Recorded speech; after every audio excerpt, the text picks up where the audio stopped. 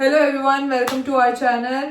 Finally जिस video की इतनी रिक्वेस्ट हो रही थी Q&A कब लाओगे, तो वो आ गई है एंड यही वो वीडियो है। एंड इसमें हमने ट्राई किया है कि मैक्सिमम और जो बहुत रिपीटेटिव क्वेश्चंस है उनको कवर करने की कोशिश करें।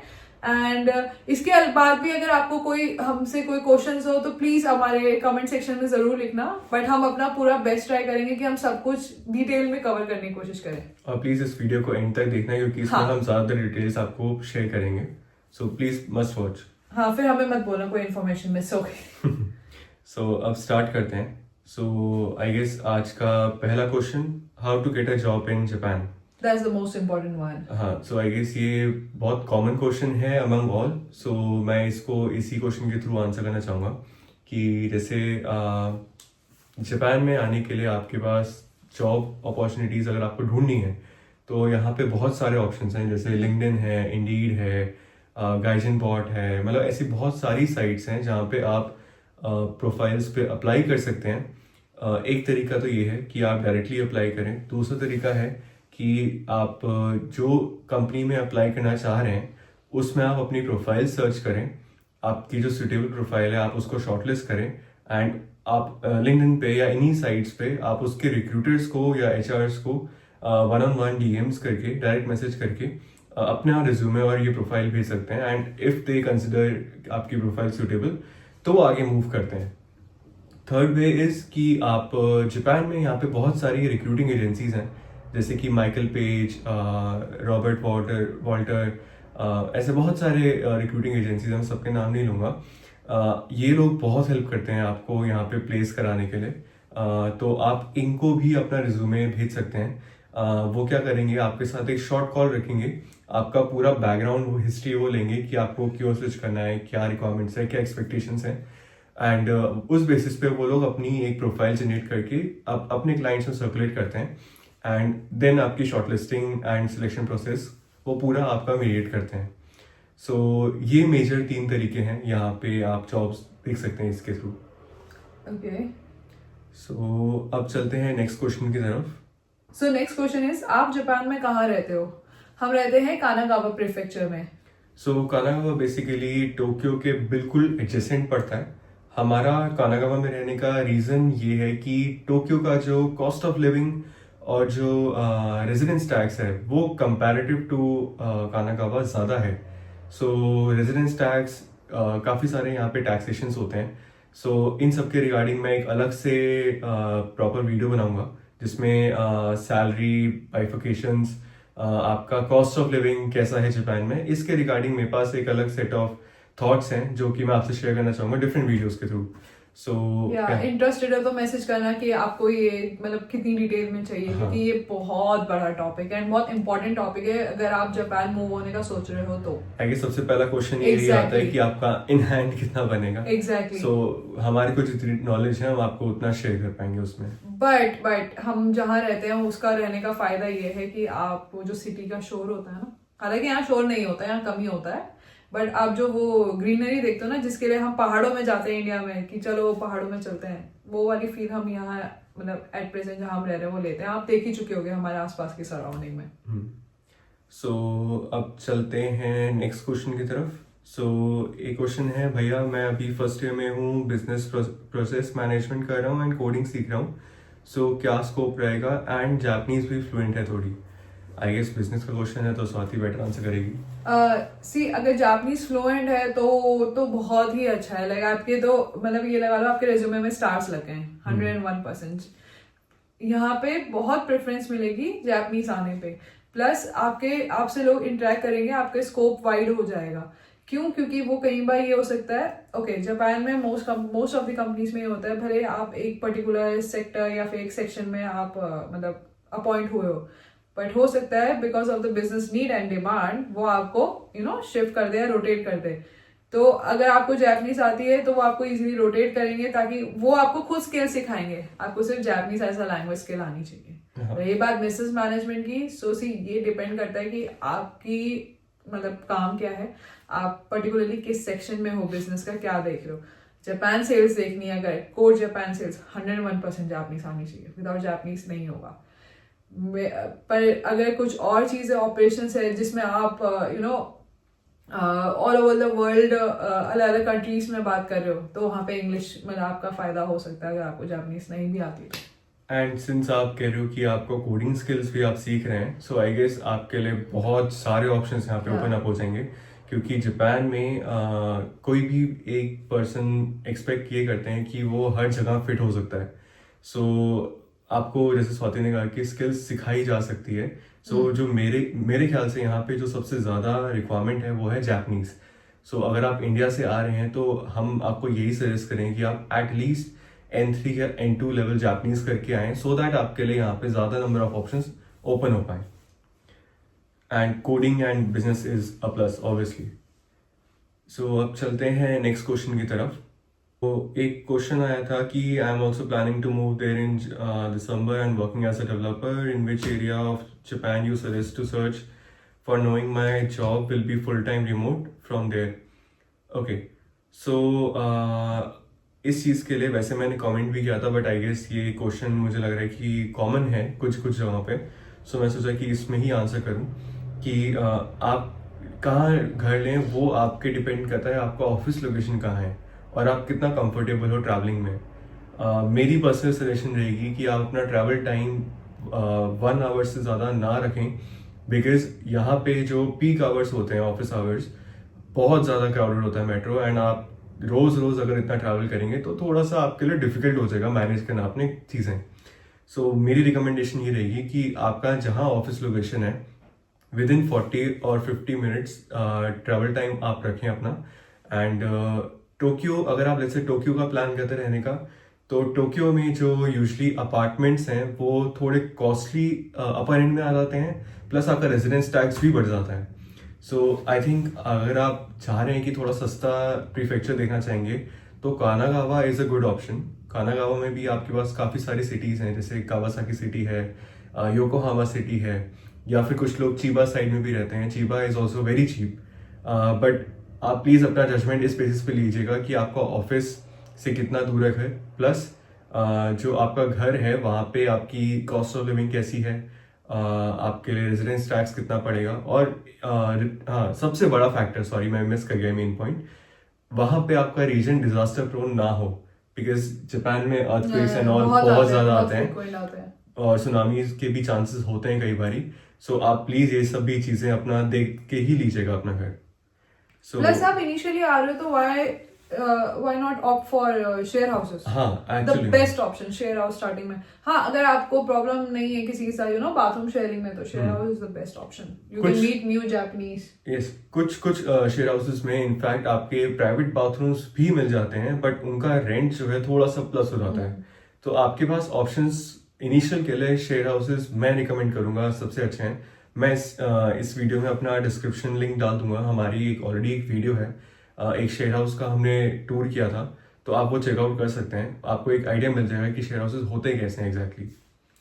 सो अब आगे चलते हैं। क्वेश्चन है कि how can an individual land a job directly in Japan from India. So I think ये बहुत डिफिकल्ट है डायरेक्टली जॉब लेना। मोस्टली जो आप इंडियंस की अगर वीडियो वगैरह देख रहे हो ना, जो पुराने या नए बच्चे आ रखे हैं अभी, 101% उनमें से 95% या 90% जनता जो है ना, वो सब IITian है। वो सब मतलब कैंपस प्लेसमेंट हो रखी है उनकी, जो भी इंडिया से आ रहे हैं, स्पेसिफिक टू इंडिया ये मैं बोल रही हूँ। दूसरी बात डायरेक्ट जॉब की, तो वो एक होता है, या तो एक हो गया कैंपस प्लेसमेंट, दूसरा हो गया रेफरल ये हो गया कि अगर ऑलरेडी कोई यहाँ पे जापान में किसी अच्छी कंपनी में जॉब कर रहा है, उसकी उसमें ओपनिंग है और उसमें मतलब एज पर जो स्किल सेट रिक्वायर्ड है वही स्किल सेट आप में है, तो फायदा है। और अगर वो रेफर कर दे, बट उसमें भी काफी लंबा टाइम लगता है। लाइक आप ये लगाओ, अगर आप इंडिया से आ रहे हो यहाँ जापान में, तो आपका पूरा प्रोसेस ही इंटरव्यू के समेत 3.5 महीने ले जाएगा आराम से। और उसमें भी आपको ये नहीं कि आप जैसे इंडिया में होता है आप कॉन्स्टेंटली टच में रहते हो अपने HR के साथ, यहाँ नहीं है वो वाला। आप बस ये एक इंटरव्यू दो, भूल जाओ, दूसरे राउंड में आओ, भूल जाओ, HR से बात हुई, नेगोशिएशन होगी, तब भी भूल जाओ, क्योंकि नेगोशिएशन के बाद भी ऑफर कैंसिल हुए हैं एक्चुअली में। एग्जैक्टली, एंड होप बहुत लूज होती है। तो देख के तीसरी चीज ये हो गई, लिंक्डइन खोलो। यहाँ पे लिंक्डइन बहुत चलता है इंडिया में, मुझे नहीं लगता, मतलब मेरे एक्सपीरियंस से मुझे लगता था नौकरी ज्यादा चलता है इंडिया में, बट लिंक्डइन खोलो, लिंक्डइन में भर भर के ढूंढो, यहाँ पे जो कंपनीज है एमएनसी से जॉब ढूंढो, उसमें फिर आप ऑप्शन देखते हो ना कि किसने वो जॉब पोस्ट की है, उस पर क्लिक करो, उस बंदे को आप डायरेक्ट मैसेज करो, लिंक्डइन पे फॉलो या करने की कोशिश करो, अपने आप को बेसिकली सेल करो एंड अपने रिज्यूमे करो। बहुत लंबा प्रोसेस है, मुझे खुद 6 महीने लगे थे। तो या so I think pretty much Swati ने कवर कर दिया। सो अब नेक्स्ट क्वेश्चन है कि which field has more scope in Japan, UI UX design या वीडियो एडिटिंग? ये चीज़ काफ़ी टफ क्वेश्चन है। Reason being UI UX design आपका कुछ कंपनीज में जो प्रोडक्ट डिज़ाइनिंग होती है वहाँ पे काफ़ी यूजफुल रहती है। So I think UI UX design और वीडियो एडिटिंग के दोनों अलग प्रोस्पेक्ट्स हैं। अगर आप वीडियो एडिटिंग की तरफ जा रहे हैं तो आपका शायद एक करियर चॉइस अलग है। यूआई यूएक्स डिज़ाइंस में आपके पास प्रोस्पेक्ट्स थोड़े से अलग हैं। तो मुझे लगता है कि अपॉर्चुनिटीज़ अगर मैं कंपेयर करूं तो दोनों के कहीं ना कहीं अपने टर्म्स में अच्छी अपॉर्चुनिटीज़ जापान में अवेलेबल हैं। अगर मैं अपनी कंपनी का एग्जांपल लूँ, हमारी टीम में भी प्रॉपर एक यूआई यूएक्स टीम होती है डेडिकेटेडली जो हमारे प्रोडक्ट्स के डिज़ाइंस बनाती है। एंड वीडियो एडिटिंग की बात करूँ तो सेम हमारी कंपनी में ही एक प्रॉपर चैनल टीम है जो कि सारी वीडियो एडिट्स करती है, हमारे न्यूज़ चैनल्स इंटरनल जो भी होती हैं वो सब चीज़ें मैनेज करती हैं। तो ऑप्शंस जापान में हर जॉब के यहाँ पे अवेलेबल हैं। सो अब चलते हैं नेक्स्ट क्वेश्चन की तरफ। I am from Maharashtra, I am aiming to get a job in IT. I am halfway on my JLPT N5 journey and will be giving N4 exam next year. Okay, उनका question है कि वो graduate हो रहे हैं 27 में और उन्हें जॉब या इंटर्नशिप चाहिए जापान में उससे पहले, एंड वो इम्प्रूव करे अपने DSA skills and one stack skills and projects, और उन्हें क्या करना चाहिए और कैसे अप्रोच करना चाहिए आईटी जॉब्स में, और कितनी जापानीज उन्हें पता होनी चाहिए ताकि वो क्लियर कर पाए इंटरव्यू। सो आई थिंक अगर आप N5 N4 के लिए एम कर रहे हैं नेक्स्ट ईयर तक, मेरी रिकमेंडेशन ये रहेगी जो मैंने स्टार्टिंग में बोला था कि आप N3 तक एटलीस्ट करके आए यहाँ पे, सो दैट आपके लिए यहाँ पे अपॉर्चुनिटीज़ थोड़ी बढ़ जाएंगी। एंड अगर मैं कहूँ आपको यहाँ पे इंटर्नशिप्स या जॉब्स के लिए अप्लाई करना है, इंटर्नशिप्स स्टार्टिंग में डायरेक्टली फ्रॉम इंडिया मिलना थोड़ा डिफिकल्ट रहता है। उसके लिए आप अगर लेट्स से यहाँ से यूनिवर्सिटी से पास आउट होके आप ट्राई कर रहे हैं तो वहाँ पे अपॉर्चुनिटीज़ बढ़ जाती हैं। बट अगर आप जॉब्स के लिए ट्राई कर रहे हैं तो जॉब्स में आपको जैसे मैंने स्टार्टिंग में बताया 3 तरीके जैसे जो मैंने बताए थे कि आप क्या कहते हैं रिक्रूटर्स के थ्रू जा सकते हैं, सेल्फ किसी रिक्रूटिंग कंपनीज के थ्रू जा सकते हैं, जो मैंने आपको स्टार्टिंग में बताया। बेसिकली आप वो चीज़ें फॉलो कर सकते हैं। एंड रही बात इनिशियल में आपको यहाँ जॉब लेने के लिए, जो आप कह रहे हैं कि TCS, इन्फोसिस वगैरह जो कंपनीज हैं, I think it could be a good option because वहाँ पे आपका सिलेक्शन क्राइटेरिया थोड़ा सा कंपैरेटिवली इजी हो जाता है, तो वहाँ पे भी आप लोग ट्राई कर सकते हैं। इनफैक्ट अभी इंडिया में भी कुछ कॉलेजेस में कुछ कॉलेजेस में अभी भी प्लेसमेंट्स के लिए जापानीज कंपनीज जा रही हैं, बट अभी एट प्रेजेंट ज़्यादातर IITs में जाती हैं। बट जितना स्कोप खुलेगा, मार्केट खुलेगी, उतना ज़्यादा ही कॉलेजेस में आएगी apart from IITs। So in fact IIT में मास रिक्रूटर है, मतलब यहाँ की कंपनीज एक्चुअली। सो यहाँ पे मतलब जो हमारे नोन्स में हैं लोग वो IIT से ही हैं, एंड ज़्यादातर जो लोग वहाँ से कैंपस प्लेसमेंट होके यहाँ पे आए हैं। सो ये भी एक तरीका है जो लोग जिस तरह से यहाँ पे आ रहे हैं। तो अब नेक्स्ट क्वेश्चन पे चलते हैं। Could you please make a video about your wife's job experience, how she got her job? I am not from an IT or engineering background, so it would be really helpful to know how other opportunities and experiences are available in Japan. So I think Swati के लिए question. Yeah, I am from engineering and MBA background, but हाँ इस वाली job में मेरी engineering का कोई खास क्या है ही नहीं यूजफुल, जो मतलब कुछ नहीं है जो मैं कर रही हूँ। नेक्स्ट ये है कि मेरे को जॉब कैसे मिली, तो मेरा जॉब का एक्सपीरियंस बहुत डिफरेंट था। ठीक है, मैं झूठ नहीं बोलूंगी, मैंने स्टार्टिंग में बहुत ट्राई किया था, 6 महीने मुझे नहीं मिल रही थी। इवन आई गॉट मतलब मैंने Amazon में भी ट्राई किया है, एंड वहाँ पे मेरी 2 जगह सिलेक्शन हुई थी, but I got rejected on the basis of कि मेरी एज उतनी नहीं है। या हाँ, उन्होंने लिटरली मेरे मुंह पे ये बोला एज नहीं है, वो भी 1 महीने बाद बोला था, एंड ऐसे ही हुआ। तो जब मैं ये वाली जॉब ट्राई करी थी तो मेरे पास कोई वीजा नहीं था उस वक्त। फिर नेक्स्ट जब मैंने अभी जिस जॉब में हूँ उस टाइम पे मेरे पास डिपेंडेंट वीजा था। हाँ, मैं ये इसमें कोई मतलब मैं इसको बोलती हूँ कि उससे मेरे को बहुत ज़्यादा हेल्प हुई, because I was dependent on Devanshu उस टाइम पे वीज़ा पर्पस में। तो हाँ, मुझे बहुत फ़ायदा हुआ इसमें, एंड कंपनीज के स्कोप भी मेरे काफ़ी खुल गए थे। And talking about job experience, so मेरा जॉब एक्सपीरियंस अभी तक मुझे 7 महीने हो गए मेरी कंपनी में, एंड बहुत अच्छा है। It depends on your manager. Again, आप इंडिया हो, आप जापान हो, या आप किसी भी कंट्री में हो, आपका मैनेजर अच्छा है, आपकी टीम अच्छी है, तो सब कुछ ठीक है। और हाँ, जॉब के लिए तो वही है कि मैंने भी हर जगह, मैंने लिंक्डइन पे ट्राई किया, मैंने लोगों के डीएम्स किए, उनके डीएम स्पैम किए, फिर मैंने कंपनी पोर्टल्स पे भी बहुत भरा है, बहुत भरा है। एंड एक और चीज, बहुत सारी कंपनीज में, मेजर कंपनीज में ये रूल है कि अगर आप रिजेक्ट हो जाओ तो, या फिर भरते हो तो शायद से 6 महीने तक नहीं भर सकते ना दोबारा। हाँ, जापान में यहाँ पे अगर आप किसी कंपनी में अप्लाई करते हैं तो यहाँ पे क्या रूल है कि आप फॉर नेक्स्ट 6 मंथ्स या 1 ईयर आप दोबारा से अप्लाई नहीं कर सकते। तो सोच के करना। सो ये चीज़ भी आप बहुत प्लान करके करना, बिकॉज यहाँ पे अगर आप जैसे आपको जापानीज नहीं आती है और आप नॉन जापानीज कंपनीज के लिए एम कर रहे हैं, तो आपके लिए ऑप्शंस यहाँ पे काफ़ी कम है उस वाले में। तो आप जिनमें अप्लाई कर रहे हैं तो आप उस हिसाब से अप्लाई करना कि आपके चांसेस जहाँ ज़्यादा हो, एंड आपके रिजेक्शन की वजह से आपको ज़्यादा वेट ना करना पड़े। सो जस्ट एक हेड्स अप है आपके लिए ये चीज़ का। सो अब चलते हैं नेक्स्ट क्वेश्चन की तरफ। Hi, I want to work in Japan in the future. I am doing BCA and also I am aiming for N1 level of JLPT and will company sponsor my visa. So I think BCA बहुत अच्छा combination है यहाँ पे Japan में jobs के लिए। और N1 अगर आप लैंग्वेज कर रहे हैं तो एक कहते हैं ना, सोने पे सुहागा, आप बहुत अच्छा एक अपना स्किल सेट बना के यहाँ पे आ रहे हैं। सो मुझे लगता है कि आपको कोई दिक्कत नहीं आएगी, आपको बहुत सारे अपॉर्चुनिटीज़ यहाँ पे मिल जाएंगे आराम से। एंड रही बात वीज़ा की, यहाँ पे मोस्टली कंपनीज आपको वीज़ा स्पॉन्सर करती हैं, आप जॉब क्लियर करो बस। हाँ, आपका वीज़ा स्पॉन्सर होगा, एंड उसके बाद जो प्रोसेस है वो थर्ड पार्टीज के थ्रू यूजुअली कैरी फॉरवर्ड होता है यहाँ पे। And depending on the company जिसमें आप अप्लाई कर रहे हैं कि वो Tier 1, Tier 2, Tier 3 किस टाइप की कंपनी है, उस बेसिस पे आपको नंबर ऑफ ईयर्स का वीज़ा मिलता है। सो हाँ, आपके लिए बहुत अच्छी अपॉर्चुनिटीज़ यहाँ पे अवेलेबल है मार्केट में।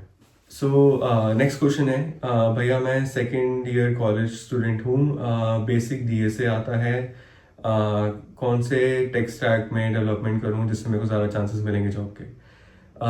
ये क्वेश्चन बहुत कॉमन है क्योंकि ये क्वेश्चन मुझे और भी मिले थे ऊपर। सो मैं यहाँ पे एक डिटेल्ड आंसर दे देता हूँ। अगर आप टेक जॉब्स यहाँ पे सर्च कर रहे हैं, वो डिपेंड करता है कि आपकी फील्ड क्या है। अगर लेट्स से आप बैक एंड डेवलपमेंट में आते हैं, या आप डेवऑप्स इंफ्रास्ट्रक्चर उसमें लाइन में जाते हैं, या फिर आप फ्रंट एंड डेवलपमेंट में आते हैं, वो आपके ऊपर है कि आप कौन सी फील्ड में आगे एंटर करना चाह रहे हो। सो अगर मैं इस हिसाब से बात करूं तो आप जिस फील्ड के लिए आप प्रोसीड करना चाह रहे हैं, आप उसकी एक लैंग्वेज, जो भी एक language, let's say for backend Java एक one of the well known language है, आप उसको पकड़ के आप उस पर अच्छे से अपना एटलीस्ट फंडामेंटल्स अपने क्लियर रखिए। एंड जो DSA वगैरह हैं, ये तो आपके कॉम्प्लीमेंट्री पार्ट्स हैं, ये आपको आने ही चाहिए यहाँ पे। सो आई थिंक ये सब चीज़ों के लिए आपको ज़्यादा फोकस करना चाहिए। तो अब अगला क्वेश्चन है स्वाति जी के लिए। सो अगला पहला क्वेश्चन, उसके 3 पार्ट्स हैं मेजरली। एक पहला पार्ट है कि आप कौन से सेक्टर में काम करते हैं, दूसरा पार्ट है कि आपको कैसे जॉब मिली, डायरेक्टली आप इंडिया से प्लेस हुए या पहले जापान आए देन प्लेस हुए। थर्ड क्वेश्चन है कि आपकी क्या क्वालिफिकेशंस थी और आपका वर्क एनवायरनमेंट कैसा है, स्पेशली फॉर वुमेन। सो हाँ, ओके। तो नंबर 1 थिंग, मैं टेलीकॉम सेक्टर में काम कर रही हूँ। नंबर 2 कि मेरे को जॉब, हाँ, तो मेरे को इंडिया से ही जॉब मिली है, मैं इंडिया में एक अच्छी MNC में काम कर रही थी। थर्ड थिंग कि जापान में फीमेल्स के लिए कैसा है, मैं सिर्फ अपने एक्सपीरियंस को कवर करूंगी। मेरा एक्सपीरियंस टचवुड सो फार सो गुड, बाय, क्योंकि मेरी कंपनी ठीक है, एंड कंपनी से ज्यादा मेरे manager and upper level manager बहुत सही है, एंड टीम भी बहुत सही है, बिकॉज हमारी टीम में बहुत ज्यादा ही डाइवर्सिटी है, देवांशु एग्री करेंगे इससे। तो उसमें बहुत ज्यादा फायदा है, एंड क्योंकि आप अलग अलग लोगों के साथ काम करते हो, अलग अलग चीजें सीखते हो, तो हाँ, टीम बहुत अच्छी है। एंड एक और क्वेश्चन है जो मेरे को इतना आता है मेरी वीडियोस में, इंस्टाग्राम में, 5:30 बजे कौन जाता है जापान में, सब तो ओवर वर्क करते हैं। तो भैया ये सब आपके वर्क पे डिपेंड करता है कि आप कौन सी फील्ड में किस टाइप का वर्क कर रहे हो, क्योंकि समटाइम्स मुझे अर्ली मॉर्निंग भी कॉल्स लेनी पड़ती हैं, और कभी कभी मतलब लकीली फ्रीक्वेंट नहीं है, बट कभी कभी मैंने 11 बजे, रात के 11 बजे भी कॉल्स ली है। हम हर बारी जो शूट कर रहे हैं वो टाइम, हम हर बारी सही टाइम पे उस टाइम पे शूट्स नहीं करते बेसिकली, जब हम काम कर रहे होते हैं। तो कई बार होता है कि स्वाति की अर्ली मॉर्निंग्स होती है मीटिंग्स, तो उसको सुबह मुझसे पहले निकलना पड़ता है। मैं बाद में इसको कैचअप करता हूँ। एंड मेरा ऐसा होता है कि सिंस मेरा मैं डेवलपर लीड भी हूँ, सॉरी मैं डेवऑप्स लीड भी हूँ, एंड प्लस मैं डेवलपर का रोल भी कर रहा हूँ, तो मेरी रिस्पॉन्सिबिलिटीज ऐसी हैं कि मुझे कई बार नाइट टाइम सपोर्ट भी करना पड़ता है। तो वो आपके वर्क पे डिपेंड करता है आप कौन सा वर्क करते हो। अब एक कॉमन लैंग्वेज, ये जितने भी डेवलपर है ये लोग यही बोलते हैं ना, अरे कोड फट गया, ये लोग लैपटॉप लेके बैठते हैं उस वक्त, या फिर ऑफिस में रुकते हैं उस वक्त। अगर आपने मेरा कल का ब्लॉग देखा होगा तो मैंने रास्ते में रुक के अपना काम किया था, so it's part of your life. तो ठीक है, अब आगे चलते हैं नेक्स्ट क्वेश्चन पे। भैया आपने कौन सी जी शॉक पहनी है? It looks like a mud master. मैंने दिए मैंने सो हाँ, वो मड मास्टर ही है। स्वाति ने मुझे गिफ्ट करी थी वॉच। सो बर्थडे पे दी थी, हमारी एनिवर्सरी पे स्वाति ने मुझे गिफ्ट बट मैंने दी थी। चलो जी, अब आगे चलते हैं। जिम की फीस कितनी है यहाँ पे? सो यहाँ पे जापान में काफ़ी तरह के जिम्स हैं। लाइक आप पर डे जाके पे भी कर सकते हो, वैसे टाइप के जिम्स भी हैं। कुछ जिम्स हैं जिनकी आप मंथली मेंबरशिप लेते हैं। जैसे कि हम पहले एनी टाइम फिटनेस जाते थे यहाँ पे, जहाँ हम पहले रहते थे, और इधर जब हम नई जगह पे मूव हुए, नए घर में मूव हुए, तो स्टार्टिंग में हमने एनी टाइम ही कंटिन्यू किया। बट हमारे घर के पास वाला एनी टाइम थोड़ा सा छोटा है, वहाँ पे मशीन्स कम थी एंड वेट्स कम थे, तो मुझे थोड़ा वेट ज़्यादा चाहिए होता है, तो मैंने इसलिए फिर जॉयफिट 24 पे मूव किया। यहाँ पे जो मोस्टली जिम्स होते हैं वो 24/7 अवेलेबल हैं। और अगर मैं फीस की बात करूँ, एनी टाइम फिटनेस की फी जो है यहाँ पे लोकेशन टू लोकेशन वेरी करती है। सो जहाँ मैं पहले रहता था वहाँ पे हमारी एनी टाइम फिटनेस की फी अराउंड 7700 येन के अराउंड होती थी, एंड जो करंट हमारा जिम है उसकी फीस अराउंड 4400 येन है। सो एक रीज़न तो ये भी था कि हमारा ये चीप थोड़ा सा है जिम ये वाला। दूसरा रीज़न ये था कि इस जिम में मशीन्स और वेट्स काफ़ी ज़्यादा है, तो मेरे लिए वो काफ़ी हेल्पफुल थी, तो इसलिए मैंने ये स्विच किया था। तो चलते हैं हम नेक्स्ट क्वेश्चन की तरफ। वेट, एक क्वेश्चन आया है सर, कौन से स्टेरॉइड्स लेते हो? ओके, सो ये क्वेश्चन मुझे अभी नहीं, मैं जब से जिम कर रहा हूँ, मेरे को जिम करते हुए 8 साल हो गए लगभग अब, तो पहले भी मेरे को लोग ऐसे कह चुके हैं कई बारी, तो मैं पहले ही बता दूं, मैंने कोई स्टेरॉइड्स नहीं लिए। मैं सिर्फ प्रोटीन सप्लीमेंट लेता हूँ, वो भी इसलिए क्योंकि मेरा डाइटरी पोर्शन में इतना कंप्लीट नहीं हो पाता। सो बस अब देवांशु पूरे दिन हंसता रहेगा क्योंकि उसकी तारीफ हो गई है, ये तारीफ ही है। एक्चुअली मेरे लिए ये एक पॉजिटिव कमेंट है कि अगर मैं वैसा दिख पा रहा हूँ कि जो स्टेरॉइड्स लेके दिख रहे हैं, आई नो मैं इतना ज़्यादा वो वैसे फिजिक में नहीं हूँ, बट ये कि जस्ट मैंने अपना एक हॉबी डेवलप कर रखी है जिसको मैं फॉलो करता हूँ। सो या, thank you for this comment. अगला है, एक महीने का एक बंदे के हिसाब से ग्रोसरी का कितना लगता है इन अ नटशेल? हाँ, सो अगर मैं ग्रोसरीज की बात करूँ पर मंथली, हम बेसिकली अपनी ग्रोसरीज जो हैं हर दिन परचेज करते हैं, क्योंकि हम ज़्यादा स्टॉक नहीं करते, तो हमारा पर डे का कॉस्ट अराउंड क्योंकि हम 2 लोग हैं, तो हमारा अराउंड कॉस्ट आता है 2500 येन। सो जो कि मंथली हमें कई बारी अगर मैं प्लस माइनस करूँ तो मुझे अराउंड 50-60 हज़ार के करीब वो टच कर जाता है। बट इसमें ये चीज प्लीज ध्यान रखें कि हम लंच यहाँ नहीं करते हैं, हमारा लंच ऑफिस में प्रोवाइडेड है, तो इसलिए हम accurate, we are not the right person जो आपको एक पूरा मंथली बना के दे। नहीं, अगर मैं अपने एक्सपीरियंस से शेयर करूँ, लेट्स से क्योंकि स्वाति अभी आई है रिसेंटली, तो मैं जब पहले रह रहा था तो उस टाइम पे, तब मैं अकेला रह रहा था, तो उस टाइम पे मेरी मंथली एक्सपेंस अराउंड 40,000 जाती थी, बट अभी अराउंड 60-70, कभी कभी 80 भी टच कर जाते हैं, डिपेंडिंग कि हमारे मंथली क्या एक्सपेंसेस एक्स्ट्रा आ रहे हैं ग्रोसरीज को लेके। या बस अब हो गया, सारे क्वेश्चंस कवर हो गए, और भी क्वेश्चन हो तो करते रहना, बट मतलब जब करते रहो, बस अगर कुछ अलग हुआ, इंटरेस्टिंग हुआ तो वो भी बताओ कि तुम्हें क्या देखना चाहते हो आगे, हम उसे कवर करने की कोशिश करेंगे। और जल्दी ही मैं जैसे अभी कुछ क्वेश्चंस थे ग्रोसरी वगैरह इन कॉस्ट ऑफ लिविंग से रिलेटेड, तो मैं सोच रहा था कि एक हम डेडिकेटेड वीडियो अलग से बनाएं जिसमें हम जापान में कॉस्ट ऑफ लिविंग कैसे है और आपका टैक्सेशन सिस्टम कैसे है, वो सब चीज़ें हम उसमें आपको एक्सप्लेन कर पाएं। With this we end our vlog and thank you. अब अगले vlog में मिलते हैं. अब मुझे जाना है, करवा चौथ के लिए तैयार होना है. Bye bye. Bye bye.